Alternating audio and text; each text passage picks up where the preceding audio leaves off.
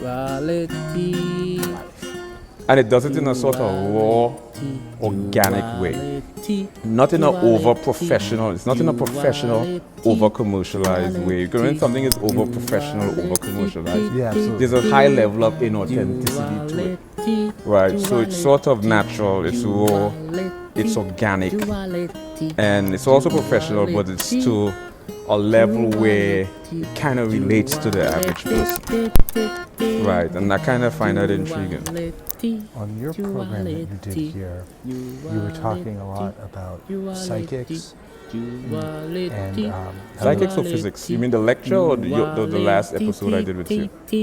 I think there was some overlap on both, but specifically something about, when you're talking, there's a lot of information there. Yeah, I apologize.